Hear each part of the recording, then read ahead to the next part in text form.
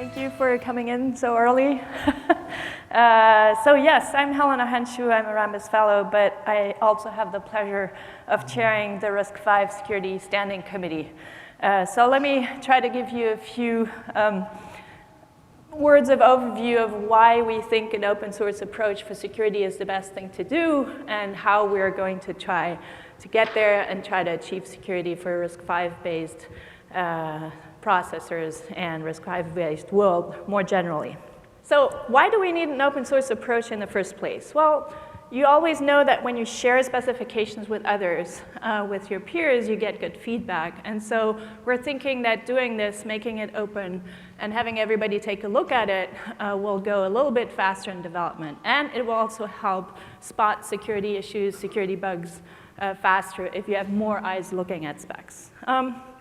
Another part is compliance. Compliance is critical to building an open ecosystem. If you want things to be interoperable, you want them to be compliant in the first place so that everybody can work with the same basis going forward. Another area in security mostly is that we do not like to do security by obscurity. It's never worked, it's never helped. Even in cryptography, the only slightest little piece that you want to keep secret is the key. Everything else, the algorithm, everything else should be open so that you can build the most secure system possible. So no security by obscurity. We also look at trying to formalize things more. So by making it open, by making formal models open, you can start trying to prove things. Formal models allow you to test for security issues much better. They also allow you to develop tools for proving things security-wise. They allow you to formalize the test tools, the development tools, and then your developed platforms. By making the tools available to the entire community, that should help get everybody aligned on the kind of same set of tests and set of ways to develop things. And it allows, by making formal models available to everyone, it allows to have formal reasoning being adopted by more people. So all of these good reasons are there to help us think that an open source approach is really the best thing for security. All right, so here's a few ways that the RISC-V Foundation has been able to help so far and continues to help, and hopefully will grow the security part of the ecosystem as well. So the first thing, which is great, is that we can start from a clean slate. That means we have open specifications for the hardware part. We have open specifications for the instruction set architecture. And anybody is welcome to join the foundation to help build extensions and build on top of that. So to name just a few things, what are the secure processor ingredients here? Well, first of all, we have a base instruction set architecture, which has been ratified already. And then on top of that, we have a first element, which is the privilege architecture specification, which defines 4 different privilege modes. 3 of them have been ratified. The 4th one is still under draft construction. But we already have 3 security-related privilege modes in there. So this is the machine mode, the supervisor mode, the hypervisor under draft, and the user mode. This means that you can define privileges, access rights, different ways of doing things with increasing privileges as you get closer to the hardware. And the lowest level is being operated by the hardware set, which is immutable, which means that you can't really change things without having permission to do so. But then on top of that, we're building more now. We're building security extensions. And I'm mentioning 2 here. I'll go a little bit more into details in the next couple of slides about what these groups are working on. But the first one is the crypto extensions task group, which is led by Richard Newell from Chip, which is probably in the audience somewhere. And the trusted execution environment task group led by Joe Shi from NVIDIA. So these are 2 task groups that have started building additional specifications or defining what might be needed on one hand for executing crypto on those cores in a more efficient way, and how to build an architecture for a trusted execution environment. So we're getting there little by little. What the foundation also makes available is a ecosystem of different hardware cores that you can play around with. Some of them are open, some of them are not so open, but at least you can find some open ones to play with. If you go on the website, you'll see that there's, latest count I had was 69 cores available. There might be more today than yesterday. And as we heard from Krister in the, one of the opening State of the Union speeches, by 2024, we'll have about 64 billion chips built. So we're getting there. We also have a software ecosystem that is thriving already. Lots of tools available, lots of things available. But most importantly, security related, there's also a page that you can look at where people have started making available certain of their security implementations, TEEs, software TEEs, SDKs, and other things like that. So we're building it up. The RISC-V Foundation is here to help do that. And let me go a little bit more into details of what the task groups are doing and other activities out there. All right, so RISC-V Foundation task groups on security. The first one, which you can see on the left here, crypto extensions, again, run by Richard Newell and Derek Atkins from SecureRF. The first thing to do is to try to build acceleration for symmetric crypto primitives. So the first ones that were started with were AES and SHA-2. One is a block cipher, the other one is a hash function. Those are the most used ones in the world today, so this is where we start. There are different types of implementations that are being considered, and so the specification allows you, the draft specification allows you to have two versions, one round and full round versions of each of the two, so that you can start considering what is the best way of accelerating crypto for your implementation. That task group has also looked at how to implement public key cryptography. So there is results available there on how to exactly run an RSA, for example. How does that work? How do we get faster implementations in long integer arithmetic?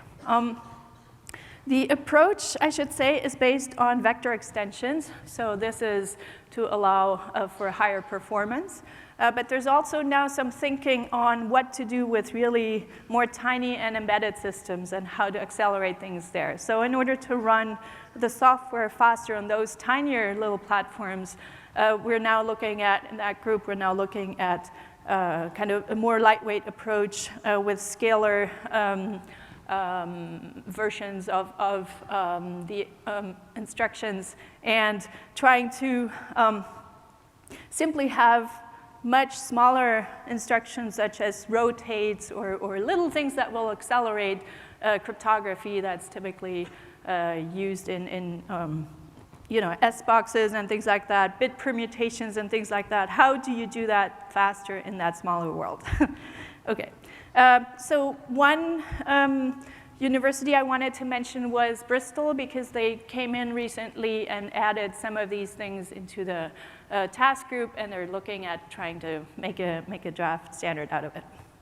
Okay, so the TE task group on its side is looking mostly at physical memory protection, which is the first step together with the privilege spec to allow you to really build a secure way of executing applications on top of a RISC-V processor.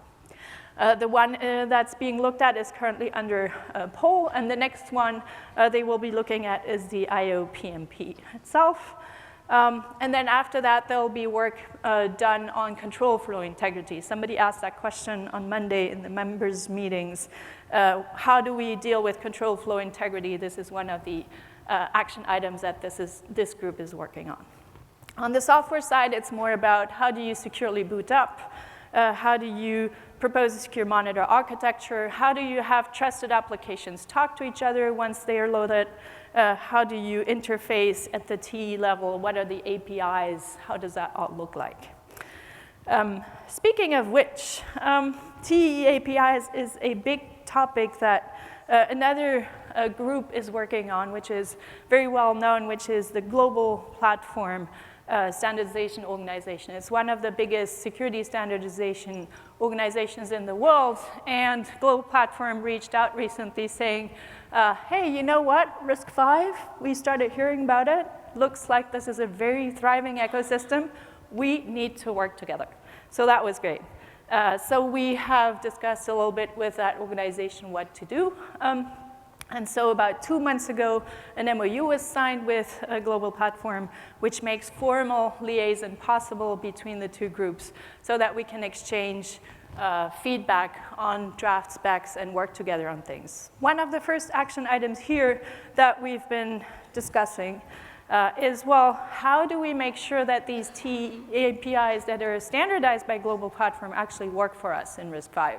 How do we make those APIs maybe more lightweight, maybe smaller, or how do we define a subset out of that? So this is the first work item here, is to look at what is the actual subset of APIs that will be useful for us, as opposed to a more global TE API specification for the mobile world, for example. The second one that we've been discussing is security certification. How do we make sure that our RISC-V-based platforms will pass security certification in the different schemes out there? One such scheme has been picked up by them and is being standardized. It's called the CESIP scheme. It's an IoT certification scheme. And so, again, GP has reached out saying, we need your feedback. RISC-V, please tell us what you think about it. Does this work for you? And the third one that we're looking at is that there is already a protection profile for TEs out there, but the organization, Global Platform, is working on a secure MCU protection profile, and again, would like as much feedback as possible from the RISC-V Foundation Security Committee and whoever is participating in this and for whom it's relevant. Give feedback, provide information of what makes sense for you in your world. All right, what else? We have another little project going on, and this is run by Joe Kinnery from Galwa, who is also the vice chair of the security committee. This is a DARPA CIS program, which is not technically part of the RISC-V Foundation. However, the results, when they get green-lighted by DARPA, Galwa already told us that they would make them available to the foundation to use and to make good progress in formal modeling. So what they've been working on so far, some of this is publicly available and some of this has been fed into the foundation already. The other parts they're still working on, we'll make them available as soon as green-lighted. They're working on formal specification languages for hardware design, and these languages have one sub-language that allows to define security properties.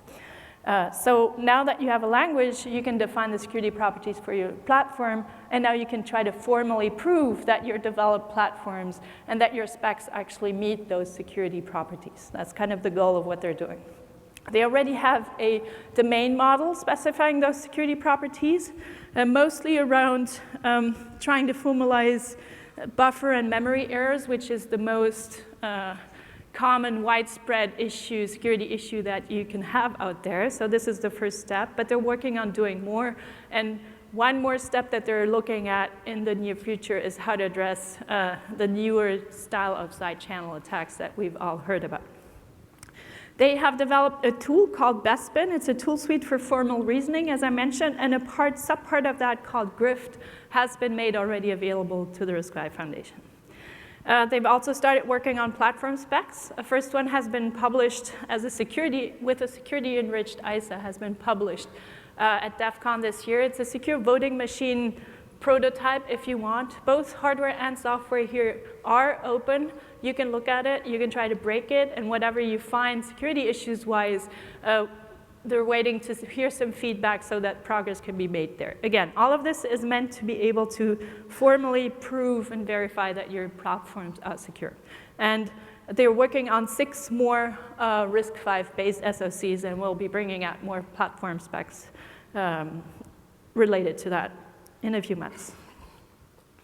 Okay, so one of the tasks of the Security Standing Committee is to permanently look out there and say, okay, what are the real security issues that we should be all dealing with? What is the big, what's the elephant in the room here that we really have to deal with so that we can move forward in terms of security? And so there's a task to try to identify the top 10 challenges. I've listed a few here. I don't think if you can count them any way you want, it's not 10, it's either less or more, it doesn't matter. But here are kind of the big ones that we've come across so far. The first, the very obvious one is, OK, what do we do with Spectre and Meltdown style attacks, cache timing side channel attacks, beyond the traditional ones that are related to power analysis and so on? What do we do with the new ones, which are related to speculative execution, branch prediction, and these things? Nobody saw it coming, really. I mean, there had been some indications, but nobody saw the big ones coming. Now they're here. There's more to be found. How do we deal with that? Good question. The second one is security certification and assurance. The foundation itself is not meant to run a certification scheme as of today, and will perhaps not do it in the security area, but it is discussing with other organizations that do run certification schemes like that, and that want to hear what is specific about RISC-V security implementations and how could we deal with the fact that RISC-V does specify everything in an open way versus some schemes where you collect points when you actually don't reveal specifications and specific implementation details.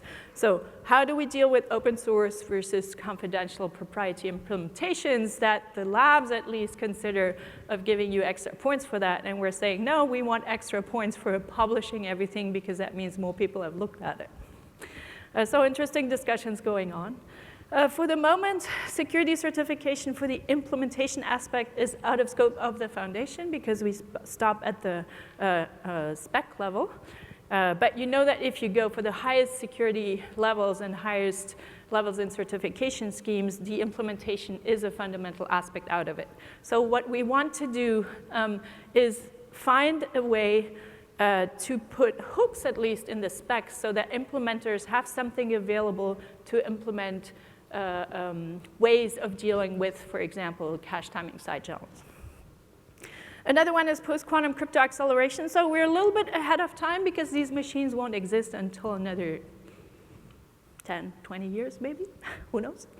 But crypto takes a long time to develop. So we're already starting to ask ourselves, what are the instructions that we would need for all of the potential crypto schemes that have been designed so far to accelerate those? Lattice-based, code-based, super singular isogeny-based, whatever.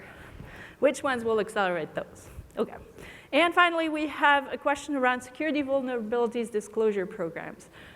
Everybody out there that does security, every organization that does security should have a program by which you can send in information and say, hey, I discovered something. There's an issue here. There's a bug. There's something happening. I need to disclose it to you in some form. How can you help address that? So we're looking at trying to set up something like that. All right. So I think I've talked a lot about everything that needs to be done still. We have started already with quite a good number of things. We have some first ideas on how to deal with side channel attack resistance by adding things into the instruction set, into a platform spec possibly. There's been work out there, papers published, so we're doing first steps in that direction. There'll be more publications and drafting of specs going forward on this, but yeah, we started. It's moving at a certain pace. We need to find good ideas. There's many things to work on the other side. So I guess my main message here is many things happening, many opportunities. RISC-V is a really broad, thriving ecosystem, but we need a lot of help from everybody to make it work. Security is never done, right? There's always something new happening. There's always a new attack coming out that you couldn't foresee at all. So you have to keep moving. You have to be able to anticipate if you can, and if not, react really quickly to what you're seeing. So come join us. Please help us deal with this. There's many open problems to work on. We have some ideas. You have ideas. And together, I think we should be able to do it. Thank you very much.